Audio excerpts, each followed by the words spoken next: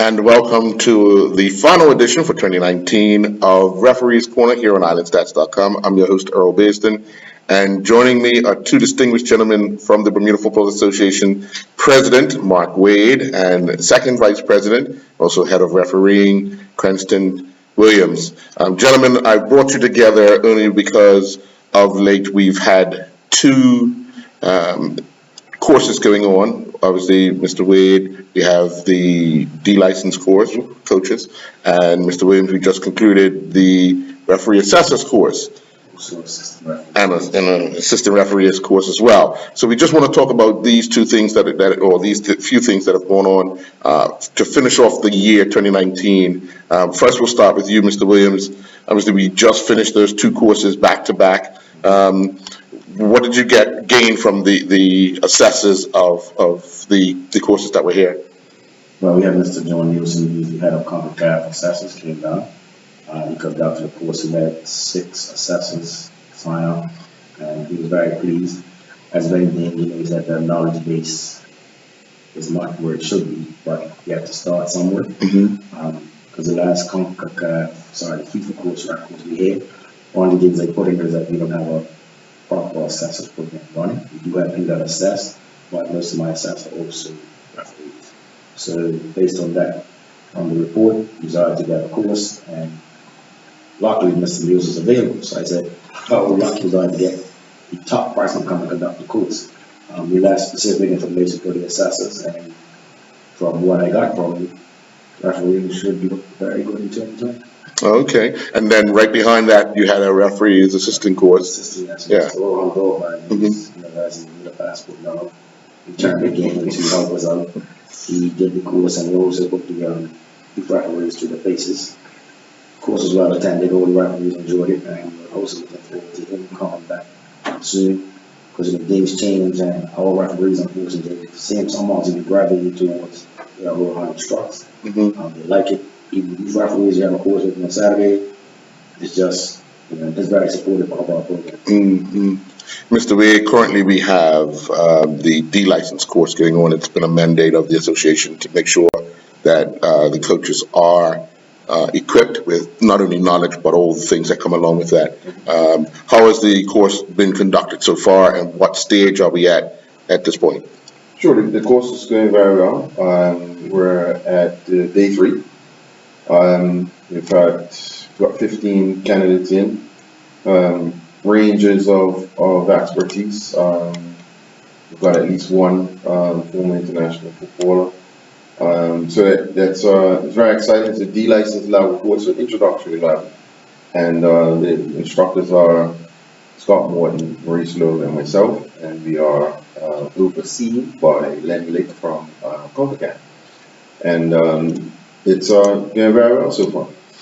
You put yourself on the line there as the president to ensure that things are running well for you, because you kind of wearing 2 hats at some point in time. Sure. Well, just to give a bit of history, I mean, this program started, I want to say 2 years ago, and ideally we wanted to have someone from the BFCA. As you know, the Bermuda Football Coaches Association also run courses that the BFA sanctioned. And they are the primary deliverers of instruction and coach education that meets our coach licensing needs. Right. And at the time, unfortunately, no one was available aside from Scott Morton, who's the president there. So I stepped in. Still a coach at heart. I haven't let that go yet. So, being connected to the game, I think, is very important as the president. So this allows me to be connected to the game, directly connected to coaches. And I think it's important to still be as close as I am to the game itself. What type of feedback are you getting from the coaches? Because you are one of those that like to be hands-on. So what type of feedback are you getting from coaches per se that are just getting started? Sure, I mean, it's positive feedback. We had an interesting conversation at the end of day 1. It started off talking about just reviewing the day, and then the conversation went beyond that into, Why did you choose coaching? So it crashed into the instructors. Why did you choose coaching? That was interesting. And also getting feedback about football in general. So, coaches are taking advantage of the fact that the president's in the room. So it's all very, very good, very positive. And it's an interesting exchange of information. Obviously, the primary reason for being here is to provide coach education to coaches and introductory level instruction. But the secondary benefits are huge. The coaches get to collaborate amongst themselves. They get to talk about football, and well, for now, the coaches also get to speak directly with the technical development director and the president of the association. So it's a two-way street, and it's great. I want to come back to you, Mr. Williams, because it's interesting that you now have a D-license course going on. Wouldn't you like to get in with some of these coaches, or get some of your officials to get in with these coaches to also go over some of the things that we have, not globally, but locally when it comes to coaching and refereeing? Because without one, the game can't go on. Either one.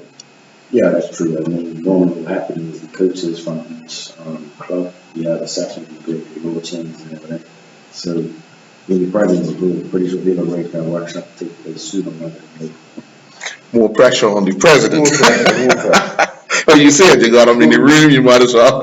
More pressure, more pressure. Well, we're coming to the end of 2019. Obviously, we discussed on the surface the three courses that just finished. But what's your take on 2019 from the president's standpoint, or from the second vice president's standpoint for Bermuda football? Well, I mean, 2019 is going to be good on in history as Bermuda playing the World Cup. There's nothing that's going to overshadow that in 2019. We've only got a couple more days left. I don't see anything on the calendar that's going to overshadow that. So, that's the highest achievement so far. And that's definitely going to go down in history as one of the biggest achievements in 2019. And for you, Mr. Williams? I have two. One was the under 15 championships where we got 3 persons selected to go. I don't think that's happened previously in our first female. We had Alana King, Stephen Wade, and Clinton Hayward. The boards came back, they worked very well. The other one for us, I would say, would be Tashawn officiating between the USA and Venezuela on the line, World Cup preparation match. To actually turn on television, you can see and look and say, that's one of our referees on the line. I think that for me stood up, and people WhatsApp me, recorded me and said, hey, you were like Tashawn, that's Tashawn on the line? Like, yes, that's Tashawn. And people like switch completely. Whatever they did, you just watch. And they have to say, that's one of ours on there. You know what I mean? So it made other people say, hey, this dude, I can. When you guys look back at the years where we are today as opposed to where we were even before this building was built, the people before you guys that kind of put things in place that we get to where we are, do you think they thought this far down the road that we will be matching or losing one goal to Mexico in a decider of Gold Cup and having officials officiate USA, a CONCACAF, a Nations Cup match that warm up to the Gold Cup? Well, I mean, I think we were there before, to a certain degree. And we did have a period where we had FIFA-listed referees, FIFA-listed teams of referees and match officials. And we've played against Mexico before, some years ago, mind you. So I think the desire was always to get back there. I don't think they knew when or how soon. So, here we are. And, hopefully they're celebrating just as much as we are. Yeah. Now, 2020, another big year because we have the Nation Cup matches, we have playoffs, we have all sorts of things going on, and not just at the senior level because we have under 15s, under 17s, we have the women playing, we have the boys playing. Sure. So it's another calendar full year apart from domestic football. How are things shaping up for 2020 internationally? Yeah, no, it never stops. So, this is what we call a girls' year. 2020 is a girls' year. So, under 17, under 20 girls. shaping up pretty good. So all the emails are coming in with regards to dates and scheduling, which countries are hosting, and all those sort of things. So we're just sifting through all of that stuff and getting our mindset around it. And the coaches are surely preparing their programming, getting our handle on where our girls are, and when we can get them together, and where that's going to be. All of those sort of things. The BBC is going to be talking about budgets, how that's going to fit, and where this money is going to come from.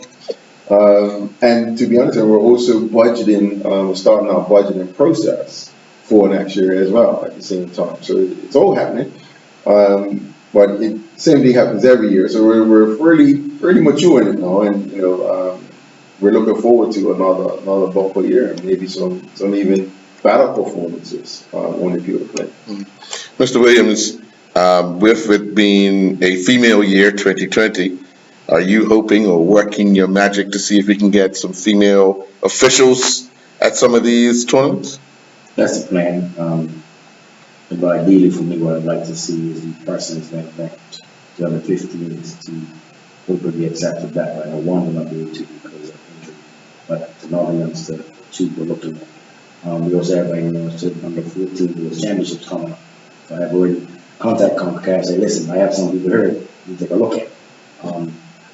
In terms of females, I don't really think I have outside of Atlanta a female I would say probably capable of making international league more experience. But the young men that we have, I'm pretty sure that we're capable and the player is to hopefully run down, but say to Mr. Wade, I need you 4 years ruling about a special announcement to me. Like it did 2 years ago. 3 years ago, sorry. More pressure, but not on you, Mr. Wade. The pressure's on them. More pressure. I was given a mandate, and at first it was like a really good coach, but now seeing how the referees we have an influx of younger persons coming in this year. In terms of like you're saying, the young ladies. Now females as young as 15, when the first division is young, which I'm sure back in the day was unheard of. And it's to the point where enthusiasm is so much that the schedule coming up, and I don't usually call, why am I refereeing? Why you taking over? And even see them in training. Like, I don't think we've ever had this many females actually coming up. And even for the youth right now. We had a course last week Saturday, we had 16 persons come, and 6 of them were females. And they were older, they were 16 and 17 years old. So me, I'm like, okay, either what I'm trying to do is working or something is just working. I don't know. So I'm excited about that, and hopefully it just goes from strength to strength. Mr. Wade, the success that we've had, does that put more pressure on the people that sit around the table in the boardroom to ensure that everything that these teams need is gotten to some degree? Of course. Success brings new challenges, and the executive council up to the challenge. We're not sitting on our laurels. We're certainly looking to improve on the things that we know that we could have done better, and we're looking for teams to perform even better on the field of play. And the more we do, and the better we do administratively, the players can focus on playing football, and the coaches can focus on coaching. Well, we come to the end of 2019. Any message for not only Bermuda football, but the region? Because small Bermuda made a lot of noise in 2019. So what's your message to everyone? Well, locally, it's let's get out and support our local players, support football. In the region and internationally, we're going to show you that 2019 was no fluke, and it wasn't happenstance. So here we come. Okay. Well, thank you very much, gentlemen, for your time. Season's greetings. We'll see you in 2020. Another big year for Bermuda. Sure. Thank you. Well, folks, that's it for Referees Corner here on IslandStats.com. I'm your host, Earl Baston. Enjoy the rest of 2019. Season's greetings to you all. Good night. Okay.